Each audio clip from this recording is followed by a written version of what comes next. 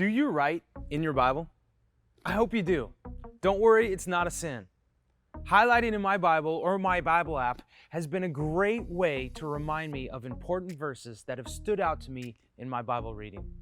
One of my favorite highlighting methods is to read a chapter in the Bible, then I reflect on which verse that was most impactful for me for that day. Then I mark it up. The more, the better.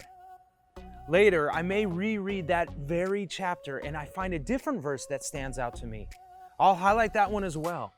And it's amazing how you can read the Bible over and over and discover something new each time. Having my Bible highlighted is helpful, especially on days when I'm exhausted or discouraged, not knowing where to read. As I flip through my Bible, encouraging verses jump off the page. As I prepared for this devotional, I did just that. I flipped over and I found a highlight in Daniel 3, verse 18. It's the story of Shadrach, Meshach, and Abednego, when the king of Babylon forced everyone in the land to worship him or be thrown into a fiery furnace. They refused to conform to what everyone else did and were threatened with a death sentence. Their response? We're not going to bow down to any God but the one true God. And our God is able to save us and rescue us from the fiery furnace.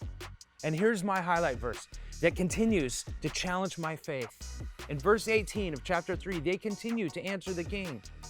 But even if he doesn't, even if God doesn't save us, we want to make it clear to you, your majesty, that we will never serve your gods or worship the gold statue you have set up. Shadrach, Meshach, and Abednego were well aware that God could perform mighty miracles and save them.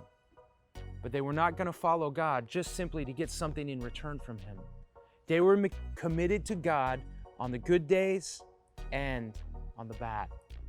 For better or for worse, we will remain faithful for God, even if it costs us our lives here on earth. If I'm ever faced with the threat of persecution or even death for my faith, I kind of hope that God saves me. But even if he does not, I hope I will choose to remain faithful, just like these men did. Today, whether it's a good day or a bad one, I hope you will follow this example of faithfulness to God. It's found in the book of Daniel.